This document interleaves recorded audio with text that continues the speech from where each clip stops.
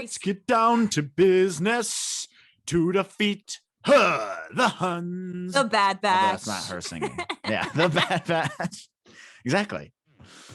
No.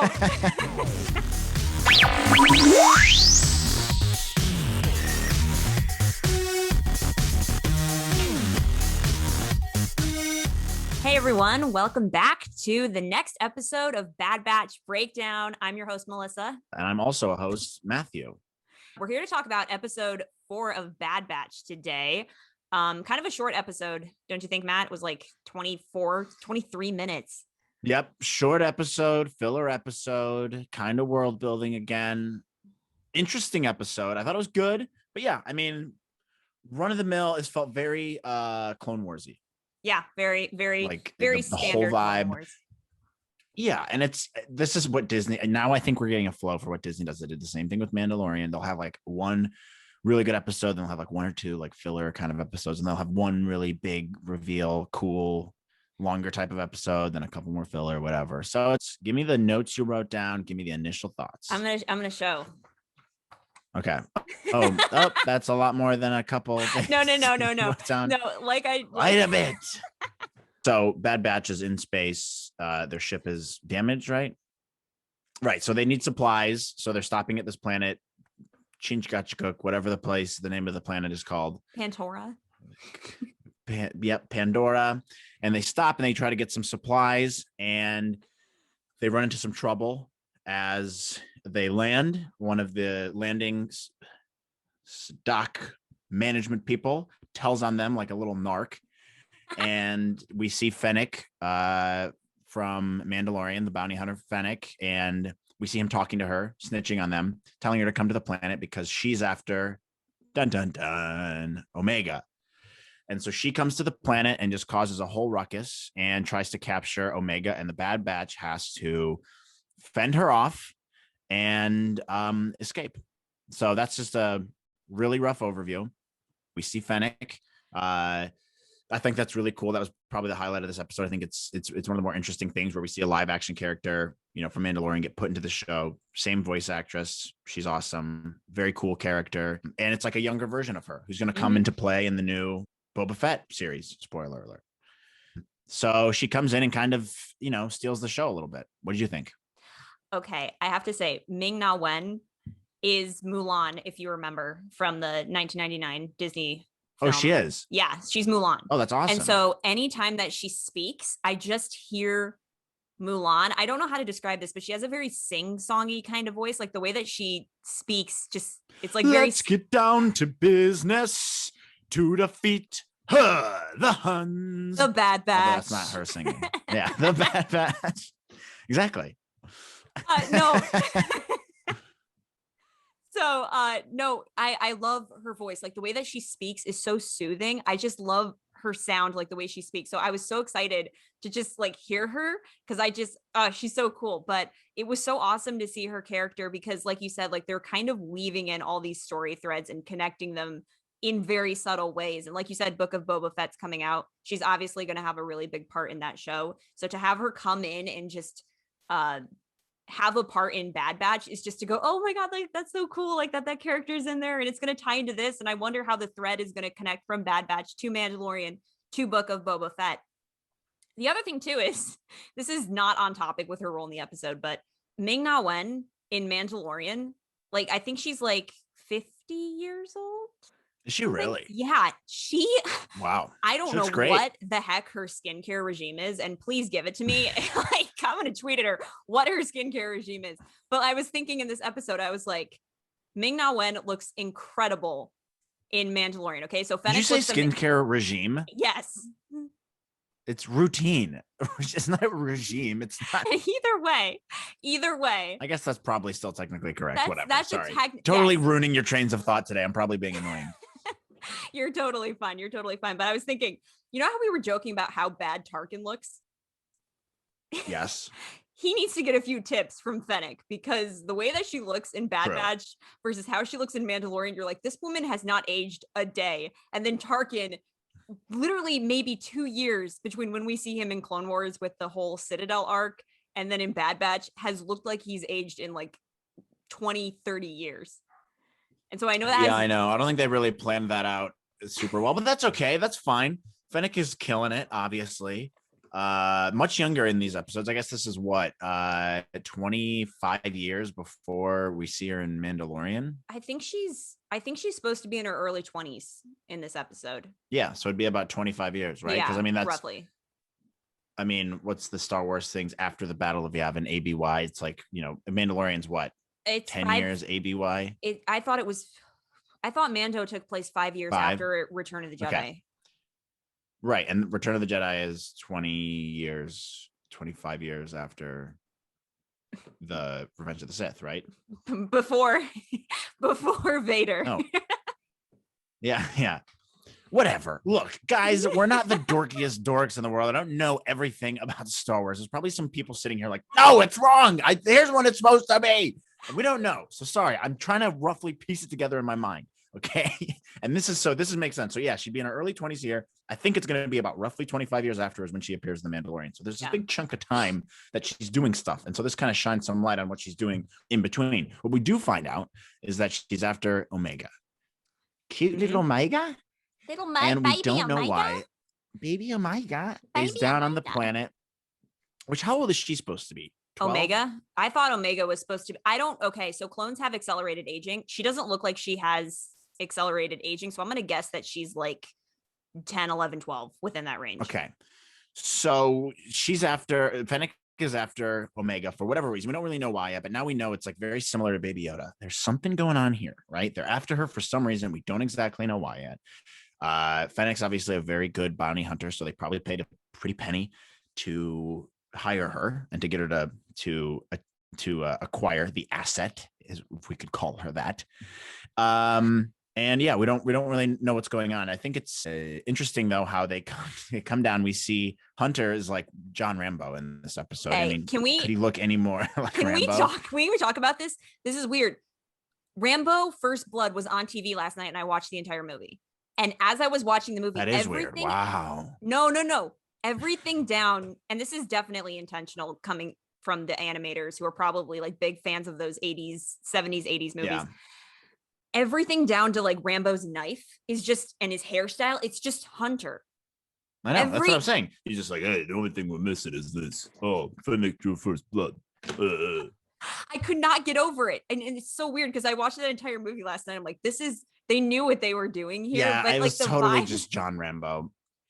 I do have to say, and the fight scene with Hunter and Fennec with like the knife, just the cinematography of that was the so animation good. is really. I thought the exact same thing. I'm like, the animation here is unbelievable. I don't know how they do this stuff. I don't know how you get that intricate with like the twisting of the knife. Like very good action sequences here in the whole episode, which I totally agree with.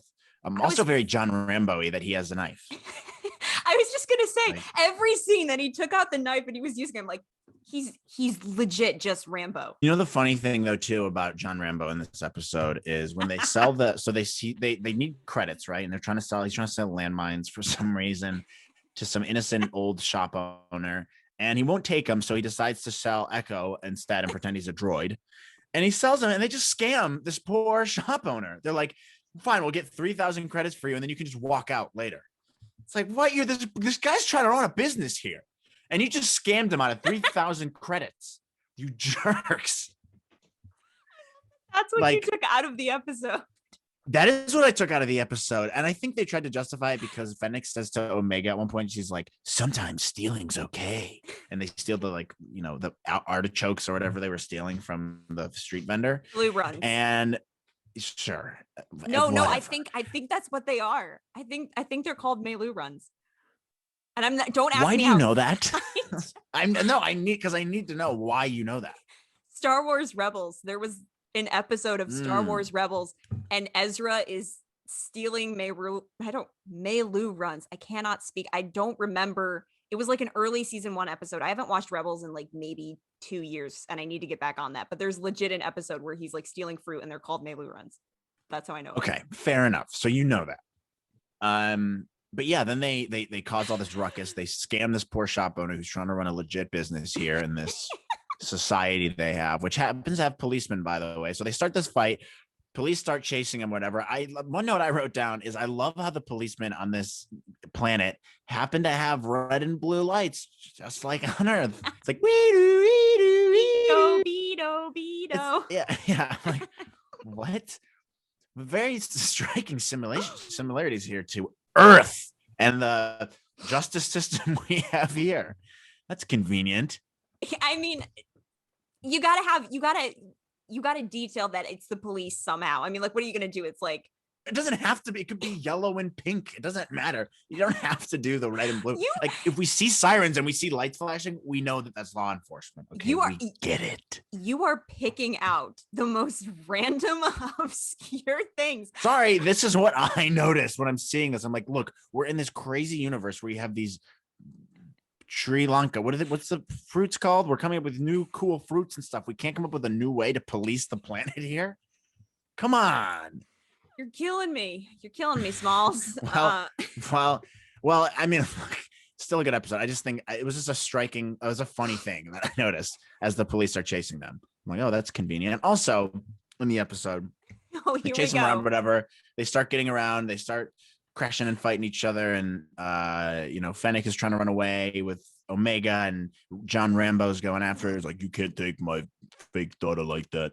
And they're chasing each other. And then Fennec ends up getting away from him, and she runs into Wrecker in this big tunnel. And he's like, I like to smash things. I'm the Hulk of the group. And he's from the Bronx for some reason. I don't know why I gave him that kind of accent. That's not what he sounds like at all. But he comes running at her, and she's just like, oh, you suck. And like throws him, and his head bonks on the pipe, and he's just out. I'm like, well, he's an elite soldier. You just bonk his head and he's done. What? Did you see where he hit his head? No. Oh, on the chip side? Yep. Oh, that's an interesting little tidbit. Yeah, that's what I noticed immediately, because I was like, oh, dang it. They're going to do this thing where they build it up, and then eventually the chip's going to get activated somehow. And that's how you bring in Captain Rex. That's what I took away from it in the episode. Oh, so they all start turning one by one. Yeah. That's an interesting theory. Yeah.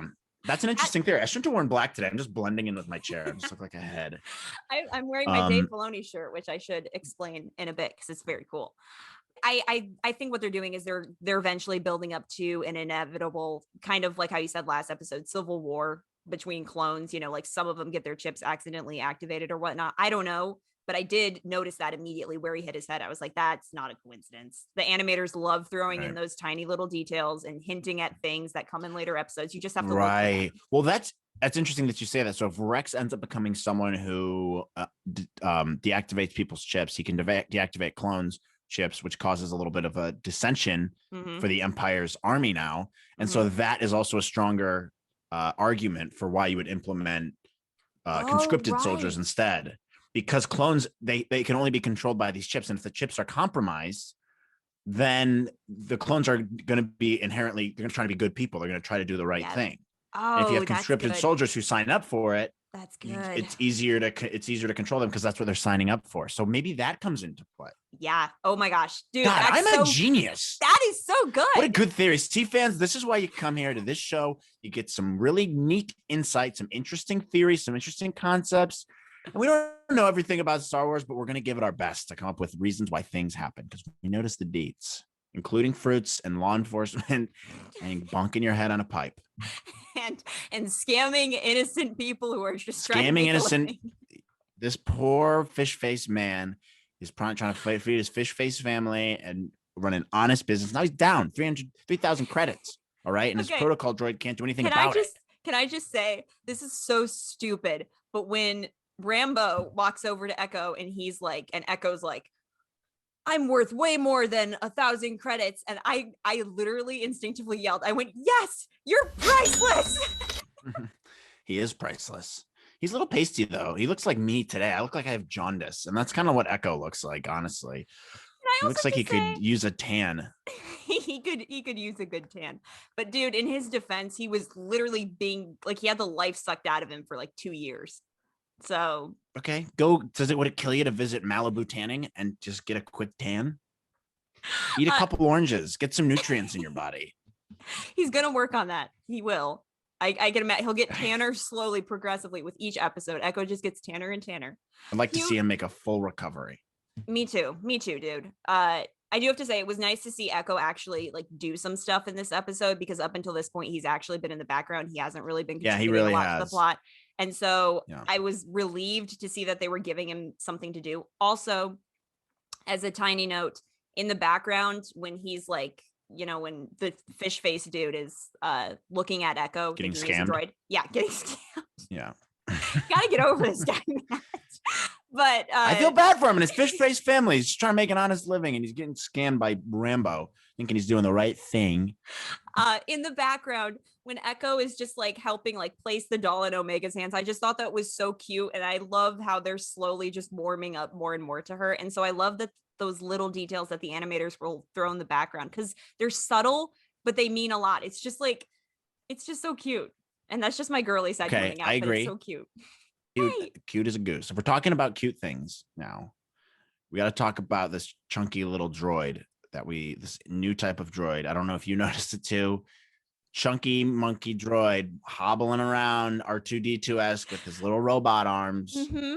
What is this thing? What's his name? Chunk? What is his name?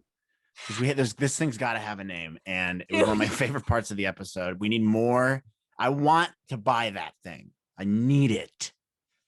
Clink is probably its name. It's like the gonk droid. I'm sure it has some kind of funny name like that. Chunky. I'm gonna Google it right now. Chunky droid, Bad Batch, episode 4. Yeah. Do you remember the group of droids that Ahsoka was with in the final arc of Clone Wars? And the one that just goes cheep, with cheep. the what?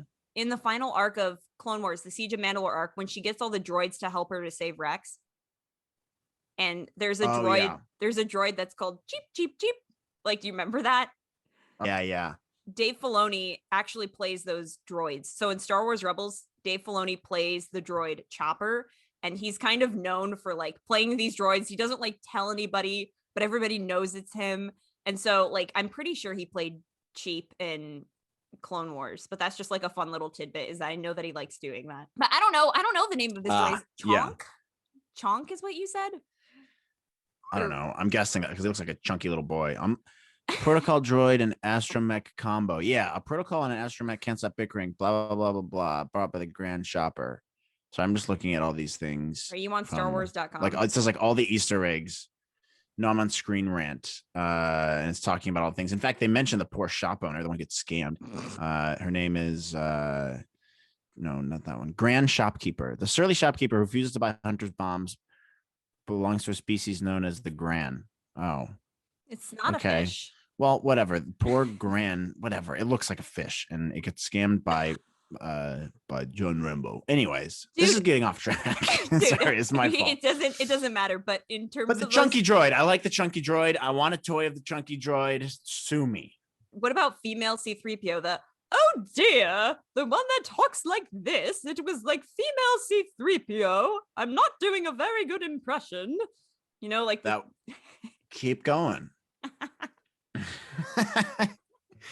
Yeah, that one is fun. They have the restraining bolts too. Obviously, they bring that back in. That's kind of interesting.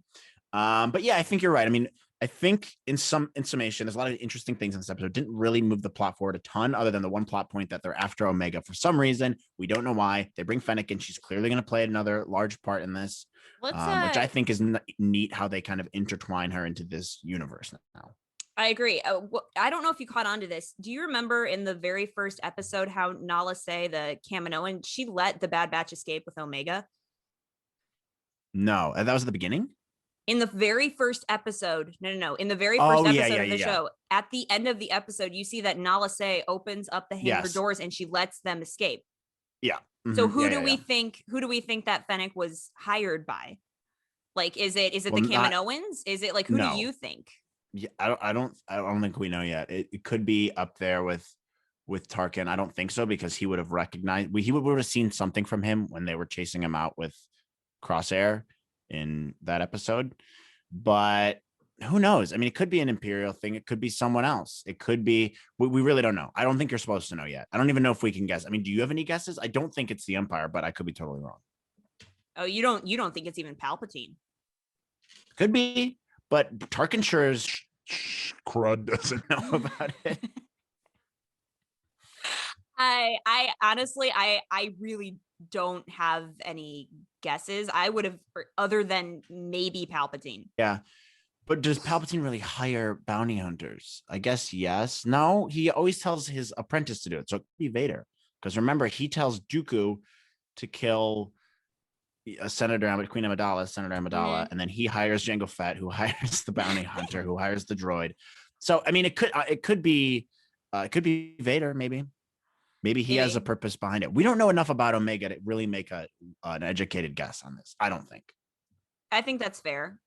I also keep thinking about maybe it could be Lama Su, the other Kaminoan. I don't know. Like that's another contender too, because they're trying to ensure their security with the Empire. So I would think maybe the Kaminoans want some leverage. I don't think it's Nala Se. I think Lama Su could also have done it. Maybe it's a Jedi. Ooh. We don't know. I mean, because when Fennec had her, she was being totally nice, was just trying to convince her to come with her. But that's also like a classic, like, come into my van, kid. I have candy. I know, but she didn't seem, it wasn't like a super vicious. I guess you can't really be that way because it's a kid, but I don't know. We don't know enough. We don't know enough about Omega. We just know she's a Kaminoan somehow, and we don't know who the donation person is. So I think we're building up to that, but I don't think we're supposed to know yet. But the one other thing that I'm surprised you didn't comment on is that during the fight scene with Fennec and Rambo and Omega, which was so good, you never talked about that alien who listens to music in the car for like 30 seconds. I was actually thinking about that. He's like playing some weird Star Wars beat, which is cool. But I always wonder who produces those. Like, who gets to do that? Like, who's like, they hire a producer to do that, obviously, or they have someone in-house who creates these beats. That's such an interesting project. And it reminds me of Jedi Fallen Order, the beginning of the game. When you start the game, it's one of the best beginning sequences to any game I've ever played. It's awesome. It's so cinematic. And they have this song that's playing. It's like, it's like a throat singing thing. Yeah. But it's awesome. And it sounds so Star Warsy. And it kind of reminded me of that. And I'm like, see, these are the details that I think are so important to it sounds stupid, but they are important to world building, because it's like, oh, that does sound like something they listen to, which is why I'm giving it crap for like having normal police cars. It's like, you guys even put the cool details in the music, but you can't have cool police cars. Like, put details everywhere else. But I don't know. I agree with you, though. I think that was a cool part. I think the little details are what make the show. Like, you don't need to have something grand. It's just like the tiny little details that they throw in that make it so Star Warsy. That was like, that whole scene with the guy in the car was completely unnecessary, but I loved it because it just takes you out of the fight scene for 1 second. It's just a chill little alien dude listening to his music. I love that. Let's get to questions, because we're running a little high on time here. A little high on time. I think we only have 3 because I posted them so late. That's fine. Let's get to the 3 questions. Okay. So Abby has 2 kind of statements to make. She said Omega has to have some force sensitivity. She loves Echo and Hunter because they're her favorites. I agree. Echo and Rambo. And she said also they better not do what I think they're going to do to Wrecker with the with the chip. Yeah, Abby, sorry, but I think they're going to. If that's what you're feeling and that's what you're suspecting, you should follow your gut here. And that's what we were just talking about today. We think that's going to happen. I do think there's something to your point, Abby, about the force sensitivity. I think they teased that a little bit last episode. I think we talked about that, but there's got to be something there. She just doesn't realize it. She's really young. You wouldn't really know at that point. Like, Anakin was about the same age, maybe a little bit younger. Oh, that's another good comparison. That's another really good comparison. That's definitely a possibility. So yeah, I mean, let's see how it plays out. But I think, with Wrecker, we already talked about that in this episode, but yeah, I think that's the direction it's going. Hidden Scribble is back. I think. Oh, Hidden Scribble. Yeah, Hidden Scribble is back. Hidden Scribble says, I think Fennec's inclusion is setting us up for an adaptation of Boba and Bane's duel. So if you don't know this, back at Star Wars Celebration 2017, which I was at the panel. It was a panel with Pablo Hidalgo and Dave Filoni, and they were talking about the untold stories of Clone Wars before we knew it was coming back. And during that panel, they played a clip of an unfinished animated arc of Boba Fett versus Cad Bane, where they had a duel. Oh, wow. They had a duel, and it was open-ended on whether or not Cad Bane died, because the whole point of that arc that was never finished in Clone Wars is that Cad Bane wanted to see if Boba Fett could be as good as Jango when it came to being a bounty hunter. And so they showed a clip, and I'll send it to you when we get done. But at the end of the clip, it's left open-ended on whether or not Cad Bane is killed. And so what Hidden Scribble is saying is that maybe we could see Boba and Bane's duel, because if she's in there, you know, like she's a bounty hunter, maybe there can be some kind of association. Although Boba and Fennec don't really officially meet, at least we don't know if they officially meet until Mandalorian, because then Boba finds her and he like fixes her up after she's been shot, which is their first meeting. That's an interesting point, Hidden Scribbles. I think it'd be so cool if we saw Cad Bane live action. That'd be unbelievable. Please, but is that realistic? We don't know. He's one of the coolest like villains in Star Wars, and the fact that we didn't really get a good resolution with him in Clone Wars is a little disappointing. Dude, they had all of that planned, and then they just got cut off when Disney was like, nope. Yeah, well, we'll see. They're going to do something with him. I think that's an interesting point to bring up. But yeah, we'll see what happens with that. Interesting theory, though. Oh my God. Crossing fingers now. Oh my God, I would love it if Cad Bane showed up in Bad Batch. And then the last one is B_art99. And they just say that I hate that they keep dehumanizing Echo. He keeps getting compared to a droid. Same. He looks like one. He's more machine than man now. Hey, Tech says that. Tech says that. Poetry. It's like poetry. Poetry. Yeah, it's like poetry. So if they rhyme. I mean, yes, he keeps getting compared to a droid, but that's what he is. I mean, come on. We live in a universe where you can still live if you get all your limbs cut off and you get the life sucked out of you and you need to have a tan. I mean, come on. I would look at his glasses half full situation here. He's alive. So yeah, he gets compared to a droid, whatever. He's alive. Really hope that we continue to get more development on him, and we will, but it's just like I want to see more Echo. Give me more Echo. Like I just want to see Echo. Those are all the questions that we have today. I posted those extremely last minute, so I'm surprised that we even got any, but thank you guys. Continue sending your questions in when we post. Keep sending your stuff in. Really quick before I forget. If you notice my shirt, it says directed by Dave Filoni. Yep. I don't know if you heard, but the news dropped this week that Dave Filoni was promoted to executive creative director last summer. About time. It was only released this past week. And so this is in celebration of Dave Filoni. Yeah. So congrats, Dave Filoni. You rock. We love you so much. You've literally saved Star Wars. And that explains so much about why Star Wars has been so good in the last year. Honestly, It's because of him. 100%. And Jon Favreau. I'll give Jon Favreau a little shout out too. Yeah. Dave Filoni, if you ever see this, we love you. Yeah, you're the best. You're the best, dude. You're the man. You are the man. Please come on as a guest. We'd love to have you as a guest on the show. All right. Please come on, Dave Filoni. We just want to talk to you. Please come on, Dave Filoni. That's our or pitch. anyone who's associated with these shows. Come on and talk with us. We'd love to dork out with you. Yeah, that'd be love the shirt. The last shout out I want to do really quick is this shirt is actually from Talking Bay 94, which is another podcast, and it is run by Brandon. And I had to jump on buying this shirt about 5 months ago because he sells all of these different shirts that'll be like directed by Taika Waititi, directed by Dave Filoni, edited by Marsha Lucas. He's got great shirts. I will put the link in our description if you want to grab one. But this is like one of my favorite shirts I own. So thank you, Brandon. Really appreciate it. Yeah, awesome shout out. And that reminds me, if you guys have any other shows you guys watch, you guys want to see a crossover of us talking with some other Star Wars podcasts, we're happy to do it. So write that in the emails too. If you guys are interested in seeing it, we'll set something up with some other people. If you guys think we could have a good conversation with someone else. So keep that in mind too. Also, don't forget to like and subscribe if you're on Spotify. I think we're on Google Play and Apple now. I'm not sure. I think there was maybe a copyright thing with Apple. We are on Spotify, Radio Public, Google Podcasts, Breaker, and Anchor. We're trying to get on Apple. But we're working on getting that. But in the meantime, go subscribe on Spotify. Leave us a review if you can. It helps boost us in the ratings. Go listen if you guys don't have time to watch the videos. If you are just watching on YouTube, totally fine. I understand the watching experience can be better if you're on YouTube. But tell your friends about it if you like it. Leave us a review. Tell us your thoughts. If you want to comment on the YouTube, just let us know. Let's engage. Let's talk. We're easy to talk to people. And we want to hear what your theories are too. We've had the questions in the last couple of weeks have been great. So thank you for sending those in, guys. Really interesting stuff, but you're along for the ride with us. And we're gonna keep doing these. We're not going anywhere. So yeah. So if you do want to follow us on social media, on Instagram, we are *_wars_pod. We're Another Star Wars Pod here on YouTube. Again, we're on Spotify, Radio Public, Google Podcasts, Breaker, and Anchor. If you do want to follow me on social media, my personal channel is Melty Arts, where I just post all of my art. Haven't been super active as of late, but if you guys want to give me a follow, I'd love to talk to you, geek out about Star Wars. But yes, we will see you next week for the next episode of Bad Batch Breakdown. Kind of a quick one, but hey. Yeah, we'll see you guys next week. See you next week, guys.